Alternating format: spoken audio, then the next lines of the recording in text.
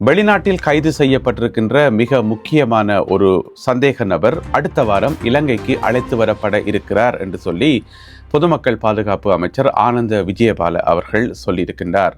யார் அந்த முக்கியமான சந்தேக நபர்? பாதாள உலக குழுக்காரரா அல்லது போதைப்பொருள் கடத்தல் மாஃபியாவா?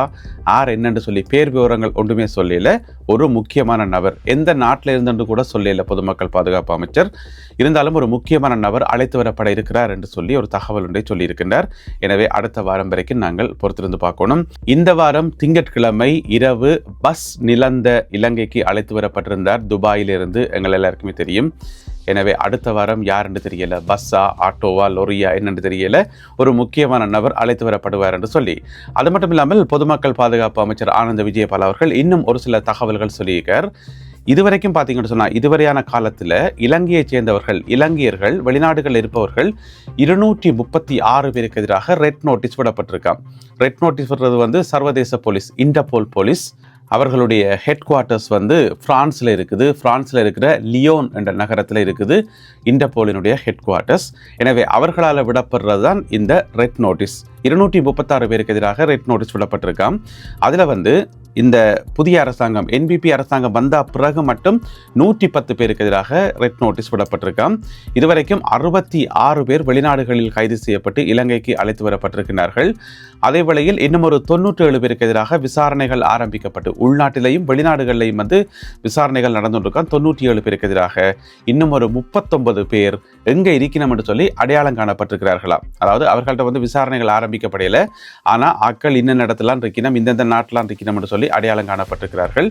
இந்த விவரங்களோடு சேர்த்து அடுத்த வாரம் ஒரு முக்கியமான நபரை இலங்கைக்கு அழைத்து வர எதிர்பார்த்திருக்கிறோம் என்று சொல்லி பொதுமக்கள் பாதுகாப்பு அமைச்சர் ஆனந்த விஜயபால அவர்கள் சொல்லியிருக்கின்றார். அப்போ அவர்கிட்ட ஊடகவியலாளர்கள் கேட்டது, அது சரி எல்லாரையும் பிடிக்கிறீங்க கொண்டு வாரீங்கள் எல்லாம் ஓகே தான், ஆனால் முக்கியமான ஒரு சில தலைகளை பிடிக்கிறீங்கள் இல்லையே என்று சொல்லி கேட்கப்பட்டது. ஆள் என்று கேட்டீங்கன்னு சொன்னால் அர்ஜுனா மகேந்திரன், அதாவது இலங்கை மத்திய வங்கியினுடைய ஆளுநராக இருந்தவர் அர்ஜுனா மகேந்திரன். அவரையே சிங்கப்பூர்லேருந்து கைது செய்து கொண்டு இல்லை, சிங்கப்பூர் பக்கத்திலான இருக்குன்னு சொல்லி கேட்கப்பட்டதுக்கு பொதுமக்கள் பாதுகாப்பு அமைச்சர் சொல்லியிருக்கார், இல்லை அது சட்ட சிக்கலான் காரணம். ஏன்னு சொன்னால் அர்ஜுனா மகேந்திரன் இலங்கையில் மிகவும் தேடப்படுகின்ற ஒரு நபர். அதாவது அவர் பார்த்த ஒரு வேலையால் 2019ஆம் ஆண்டில் இலங்கை அரசாங்கத்துக்கு 11 மில்லியன் அமெரிக்க டாலர்ஸ் நஷ்டம் ஏற்பட்டதாம். அப்போ இலங்கைக்கு மிக மிக தேவைப்படுற நபர் தான் அர்ஜுனா மகேந்திரன். எங்கள் எல்லாருக்குமே தெரியும், மத்திய வங்கியினுடைய ஆளுநராக அவர் 2015ஆம் ஆண்டு காலப்பகுதியில் இருந்த காலத்தில் இந்த பிணை முறி வழக்குன்ற ஒரு வழக்கு ஃபேமஸான வழக்கு கொண்டு போய் கொண்டிருக்குது. அதில் இலங்கையில் இருக்கிற அரசியல்வாதிகளுக்கும் சம்பந்தம் இருக்குது. எனவே அவர் இலங்கைக்கு கொண்டு வரப்பட்டு விசாரிக்கப்பட்டால் இலங்கையிலேயும் ஒரு சில அரசியல்வாதிகள் சிக்குவார்கள் என்று சொல்லி எதிர்பார்க்கப்படுற சூழ்நிலையில் அப்பயே அவரை கொண்டுறையில் என்று சொல்லி ஒரு கேள்வி இருக்குத்தானே. அதுக்கு தான் அமைச்சர் சொல்லியிருக்கார், அவர் சட்டச்சிக்கல். ஏன்னு சொன்னால் அவர் சிங்கப்பூர் குடிமகன், சிங்கப்பூர் சிட்டிசன். எனவே அவரை நெச்சோன்னா டப்புன்னு கொண்டு வர முடியாது, நாட்டுக்கு கொண்டு வர முடியாது. அந்த சட்ட சிக்கல்கள் போய்கொண்டிருக்குன்னு சொல்லி இலங்கை அரசாங்கத்தால் உத்தியோகபூர்வமாக சிங்கப்பூர் அரசாங்கத்துக்கு ஒரு வேண்டுகோள் வைக்கப்பட்டதா. முதலாவது வேண்டுகோள் ஆளை அனுப்ப சொல்லி அது ரிஜெக்ட் பண்ணப்பட்டதா. அது சிங்கப்பூர் அரசாங்கம் ரிஜெக்ட் பண்ணிட்டு இல்லை அவர் எங்கட குடிமகன், நாங்கள் அப்படியெல்லாம் அனுப்ப மாட்டோம் என்று சொல்லி, அது மட்டும் இல்லாமல் இப்போ பேரையும் மாற்றி தராம். இப்போ அர்ஜுனா மகேந்திரன் இல்லை, வேறொரு பேரை மாற்றி போட்டாராம். எனவே அது வேறு அடுத்த பிரச்சனைன்னு சொல்லி அமைச்சர் சொல்லியிருக்கார். இப்போ எங்களுக்கு ஒரு கேள்வி ஒன்று வரும், அவர் தான் சிங்கப்பூர் சிட்டிசன் ஆயிட்டுது, அவருக்கு எதுக்கு மத்திய வங்கியினுடைய ஆளுநர் பதவி கொடுத்துறீங்கள்? இலங்கையில் வர ஆக்களே இல்லையான்னு கேட்டிங்கன்னு சொன்னால் அங்கே தான் இருக்குது பிரச்சனை. இலங்கையை சேர்ந்த இலங்கை குடிமகன் ஒரு ஆளுக்கு அந்த பதவியை கொடுத்துருந்தா ஒரு பிரச்சனையுமே இல்லை. பிளவிட்டா ஆளை பிடிச்சி டப்புன்னு உள்ளுக்க வைக்கலாம், அப்படியே வெளிநாட்டுக்கு போயிருந்தாலும் போய் கூட்டி கொண்டு வரலாம். இது சிங்கப்பூர் சிட்டிசனை கொண்டு இங்கே ஆளுநர் பதவிக்கு இருத்தினா பிரச்சனை தானே. அப்போ அது ஏன் அப்படி நடந்தது என்று கேட்டிங்கன்னு சொன்னால் அது இலங்கையில் சாதாரணமானது.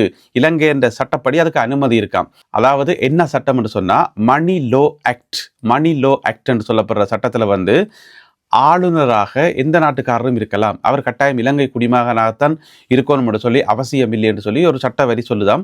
முதல்ல அந்த சட்டத்தை மாற்றணும். அதாவது இலங்கையின் மத்திய வங்கியினுடைய ஆளுநராக இருப்பவர் இலங்கை குடிமகனாக இருக்கணும் என்று சொல்லி சட்டத்தை கொண்டு வந்துட்டீங்கன்னு சொன்னால் ஒரு பிரச்சனையுமே இல்லை, யார் வேணுமென்றாலும் பெறலாமட்டா என்ன கதை இது. அதுக்கு இன்னும் ஒரு உதாரணம் ஒன்று இருக்குது. அதாவது இலங்கை மத்திய வங்கி இருக்குதானே, அதனுடைய முதலாவது ஆளுநர் முதலாவது கவர்னரை பார்த்தீங்கன்னு சொன்னால் இலங்கையால் கிடையாது, ஸ்ரீலங்கன் கிடையாது, அவர் அமெரிக்கனா. அவருடைய பேர் ஜோன் எக்ஸ்டர். அப்போ அமெரிக்கன் எப்படி இலங்கைக்கு இலங்கை மத்திய வங்கியினுடைய ஆளுநராக மாறினவர் என்று சொன்னால் அதுக்கு பின்னால் ஒரு சுவாரஸ்யமான கதை ஒன்று இருக்குது. 1948 ஆண்டு இலங்கை சுதந்திரம் பெற்றது தானே. அப்போ சுதந்திரம் பெற்று தனி நாடாக வந்துட்டுது. வெள்ளக்காரர் வெளியில் போயிட்டோம். அதுக்கு பிறகு பார்த்துச்சுன்னா ஆஹா சுதந்திரத்தை வேண்டிடமே இங்கே நிறைய கட்டமைப்புகள் எல்லாம் உருவாக்கணுமே என்ன செய்கிறேன்னு சொல்லி அதில் மிக முக்கியமான கட்டமைப்பை வந்து மத்திய வங்கி தான். நாட்டுக்கு மத்திய வங்கி மிக மிக முக்கியம் தானே. அப்போ மத்திய வங்கி என்று சொன்னால் அப்போ இருந்தாங்களுக்கு தெரியல போடுறது மத்திய வங்கியா அதை எப்படி உருவாக்குறது அதை பற்றி எங்களுக்கு எதுவுமே தெரியாதே என்று சொல்லி யோசிச்சிருக்கணும். பிறகு வந்து போய் அமெரிக்காவில் உதவி கேட்டிருக்கணும். என்னமோ மத்திய வங்கியாக அதை வந்து உருவாக்கி தாங்கன்னு சொல்லி அதுக்கு பிறகு அமெரிக்காவிலேருந்து ஆட்கள் வந்து பொருளாதார நிபுணர்கள் பேங்கர்ஸ் இந்த மாதிரியான ஆட்கள் எல்லாம் வந்து இலங்கையில் வந்து படிப்பிச்சது. இதுதான் மத்திய வங்கி. மத்திய வங்கி வந்து இப்படி தான் செயல்படும். அதுக்கு கவர்னர் என்ற ஒரு ஆளை வந்து நியமிக்கணும் என்று சொல்லி அப்போ இலங்கையில் இருந்தாக்கள் சொல்லி இப்போ நம்ம போல இருக்குது கவர்னரா அப்படின்ற என்னது அப்படின்ற எங்களுக்கு என்னடே தெரியாது. அதுக்கு தகுதியான ஆட்களையும் இங்கே தேடி பிடிக்கலாது. பேசாமல் இதை சொல்லித்தர வந்த நீங்கள் படிப்பிக்க வந்த நீங்களே ஒரு ஆள் வந்து பார்த்துக்கிறது கவர்னராக இருங்களன் என்று சொல்லி கேட்டிருப்பினம் போறதுக்கு. அதுக்கு பிறகு தான் அமெரிக்காவிலிருந்து இதை படிப்பிக்கிறதுக்காக வந்தவர் தான் ஜோன் எக்ஸ்டர். அவர் தான் இலங்கையினுடைய முதலாவது கவர்னர், முதலாவது மத்திய வங்கியினுடைய ஆளுநர். பிறகு அவர் வந்து குறிப்பிட்ட காலம் மத்திய வங்கியினுடைய ஆளுநராக இருந்து போட்டு பிறகு அவருக்கு பிறகுதான் இலங்கை ஆட்கள் தெரிவு செய்யப்பட்டது. எனவே இலங்கை மத்திய வங்கியினுடைய வரலாற்றில் முதலாவது ஆளுநரே வெளிநாட்டு ஆள் தான், அமெரிக்கன் தான். அப்படி இருக்கும்போது 2015 ஆண்டில் வந்து சிங்கப்பூர்காரரை கொண்டு வந்ததோடும் ஆச்சரியப்படக்கூடிய விஷயம் இல்லை. எனவே அதுதான் இப்போ பெரிய பிரச்சனையாக மாறி இருக்குது. கைது செய்து நாட்டுக்கு கொண்டு வர முடியாமல் இருக்குன்னு சொல்லி அமைச்சர் ஆனந்த விஜயபால, பொதுமக்கள் பாதுகாப்பு அமைச்சர் ஆனந்த விஜயபால அவர்கள் விளக்கம் அளித்துள்ளார். இலங்கையில் மொத்தமாக 11 லட்சம் வழக்குகள் நிலுவையில் உள்ளன, பெண்டிங்கில் இருக்குன்னு சொல்லி அரசாங்கம் சார்பாக அறிவிக்கப்பட்டிருக்கிறது. இந்த வழக்குகளை வந்து விசாரித்து எப்போ முடிக்கிறதுன்றே தெரியல. அது மட்டும் இல்லாமல் சில பல வழக்குகள் வந்து நீண்ட காலமாக கடந்து இழுபட்டு கொண்டே இருக்குது. அதுக்கு காரணம் இலங்கை நீதித்துறை கட்டமைப்பு இருக்குத்தானே. அதில் வந்து போதிய அளவு நீதிபதிகள், போதிய அளவு நீதிமன்றங்கள், பிறகு நீதிமன்றம் சார்ந்த ஸ்டாஃபுகள் எல்லாம் வந்து போதிய அளவில் இல்லை. அப்போ இருக்கிற கொஞ்சம் நீதிமன்றங்களும் கொஞ்சம் நீதிபதிகளும் தான் திரும்ப திரும்ப திரும்ப திரும்ப எல்லா வழக்குகளையும் வந்து விசாரிக்க வேண்டியிருக்கே தவிர ஆக்கள் காணாது என்று சொல்லி தேசிய மக்கள் சக்தி பாராளுமன்ற உறுப்பினர் சந்திமா ஹெட்டியாராச்சி வந்து சொல்லியிருக்கின்றார். அவர் வந்து தனிய பாராளுமன்ற உறுப்பினர் மட்டுமில்லாமல் பாராளுமன்றத்துக்குள்ள இருக்கக்கூடிய குழுக்கள் இருக்குதானே, அதில் வந்து முக்கியமான பொறுப்புகளில் வந்து இருக்கக்கூடியவர், சட்டம் சார்ந்த விஷயங்களை வந்து கவனிக்கக்கூடியவர். எனவே அவர் தான் ஒரு கூட்டத்தில் உரையாற்ற சொல்லியிருக்கார் சந்திமா ஹெட்டியாராச்சி. இந்த மாதிரி இலங்கையில் 11 லட்சத்துக்கும் அதிகமான வழக்குகள் கிடக்குது, எல்லாமே வந்து விசாரிக்க வேண்டியிருக்குது. அதனால தான் நாங்கள் நீதிபதிகள் ஓய்வு பெறுற வயதை வந்து 2 வருஷத்தால் நீடிச்சுக்கிறோம். சரி, இனி புதுசாக நீதிபதிகளை தேடி கண்டுபிடிச்சு கொண்டு வந்து அப்பாயின்மெண்ட் பண்ணி இந்த வழக்குகளை விசாரிக்கிறத பார்க்க இருக்கிற நீதிபதிகளே கொஞ்சம் பல்ல கடிச்சு கொண்டு 2 வருஷம் எக்ஸ்ட்ராவாக வேலை செய்தால் இந்த வழக்குகளை வந்து முடிக்கலாம். ஒரு பக்கம் அரசாங்கத்தை பார்த்து குற்றம் சாட்டுறீங்க, என்ன வழக்குகளை முடிக்காமல் கிடந்து இழுபடுது, என்ன பார்த்து கொண்டு இருக்கிறீங்கன்னு சொல்லி அரசாங்கத்தை குற்றம் சாட்டுறீங்க. அப்புறம் சரி வழக்குகளை முடிச்சு வைப்போம்னு சொல்லி அதுக்கு ஏதாவது நடவடிக்கை எடுத்து அதையும் குறை சொல்றீங்கள் என்று சொல்லி இந்த பாராளுமன்ற உறுப்பினர் சொல்லியிருக்கார். அதனால தான் நீதிபதிகள்கிட்ட நாங்கள் கேட்கிறோம், ஒரு ஆள் 2 பேர்கிட்ட இல்லை எல்லார்ட்டையும் கேட்குறோம், கொஞ்சம் எக்ஸ்ட்ராவாக வேலை செய்யுங்க, 2 வருஷம் எக்ஸ்ட்ராவாக வேலை செய்யுங்க, அதுக்கு பிறகு நீங்கள் ரிட்டையர் பண்ணுங்கன்னு சொல்லி கேட்கறது காரணமே இதுதான் என்று சொல்லி. அது மட்டும் இல்லாமல் இந்த 11 லட்சம் வழக்கு இருக்குல்லோ, அதில் வந்து எக்கச்சக்கமான வழக்குகள் வந்து பேப்பர் வடிவத்தில் இருக்காம், பேப்பரில். அதை வந்து இப்போ டிஜிட்டலாக மாற்றுறதுக்கான நடவடிக்கைகள் வந்து இப்போ ஒரு பக்கம் போய்கொண்டிருக்கான். ஏன்னா டிஜிட்டல்னா ஈஸி தானே, அந்த வழக்கின் நம்பரை வந்து டைப் பண்ணி விட்டால் எல்லாம் வந்து விழும் மேலே. பிறகு இந்த வழக்கினுடைய சமரி என்னன்னு சொல்லி டைப் பண்ணால் வந்து சமரி விழும். அப்போ ஈஸி டப்புன்னு பார்த்து விளங்கலாம். இப்போ ஒரு வழக்கு வந்து 12,000 பக்கம் 15,000 பக்கத்தில் இருக்குன்னு வைங்களேன், அந்த வழக்கின் சமரி அதில் உள்ள சாட்சியங்களை தேடி ஒன்றொன்றா தட்டி தட்டி வாசிக்கிறதுல விடிஞ்சிடும். என்ன அதுக்கும் பார்க்க டிஜிட்டலாக இருந்தால் ஈஸி தானே. எனவே அந்த 11 லட்சம் வழக்குகளில் வந்து கணிசமான வழக்குகள் வந்து பேப்பர்லாம் இருக்காம், அதை வந்து டிஜிட்டலாக மாற்ற நடவடிக்கையும் போய்கொண்டிருக்காம் என்று சொல்லி பாராளுமன்ற உறுப்பினர் சந்திமா ஹெட்டியாராச்சி விளக்கம் அளித்துள்ளார்.